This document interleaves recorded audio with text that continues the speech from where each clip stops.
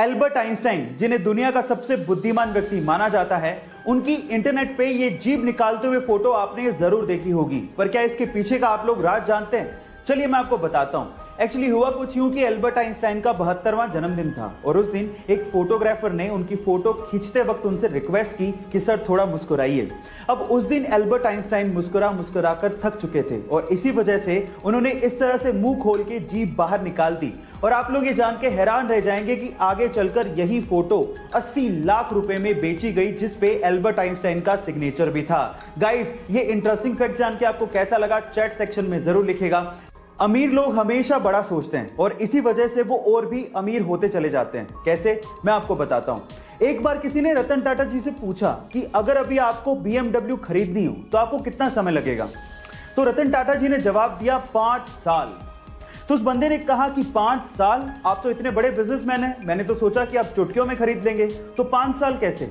तो रतन टाटा जी ने जो जवाब दिया वो आप लोगों को सुनना चाहिए। रतन टाटा जी ने कहा BMW एक बहुत बड़ी कंपनी है।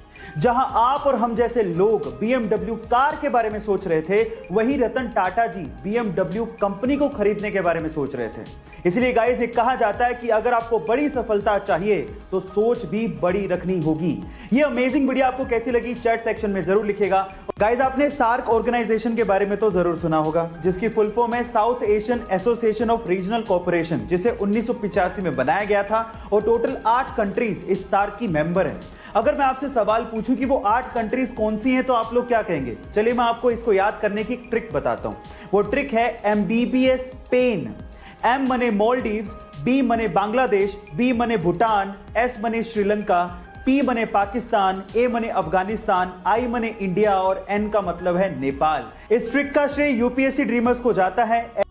इन्फेंट यानी कि नवजात बच्चे कितने क्यूट होते हैं ना, लेकिन जब वो रोते हैं तो पूरा घर सर पे उठा लेते हैं। लेकिन क्या आपने कभी गौर किया कि नवजात बच्चे यानी कि नए नए जन्मे बच्चे के आंसू निकलते ही नहीं है? शायद आपने कभी गौर नहीं किया होगा, लेकिन ये बात सच है।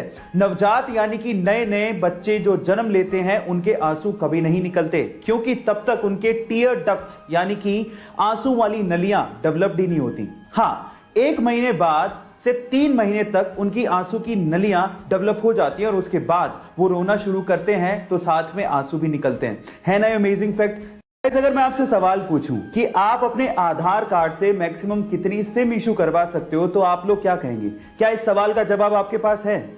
चलिए मैं आपको बताता हूं और ये चीज आपको बड़े ध्यान से सुननी चाहिए, क्योंकि ये चीज आपको बहुत काम आएगी। ट्राई यानी कि टेलीकॉम अथॉरिटी ऑफ इंडिया के अनुसार आप अपने आधार कार्ड से मैक्सिमम 9 सिम इशू करवा सकते हो, जिसमें से भी 6 सिम एक ऑपरेटर की होगी और बाकी बची हुई 3 सिम आप दूसरे ऑपरेटर की लोगे। एक और चीज मैं आपको बता देता हूं, आप अपने आधार कार्ड से मात्र एक ही नंबर कनेक्ट कर सकते हो, इससे ज्यादा नहीं। हाँ, आप नंबर चेंज कर सकते हो, उसमें कोई प्रॉब्लम नहीं है। और इन फ्यूचर आप लोग याद रखिए कि आप 9 सिम से ज्यादा मत इशू करवाइएगा अपने नाम से। अगर आपने करवा भी ली तो आप ट्रबल में आ सकते हो।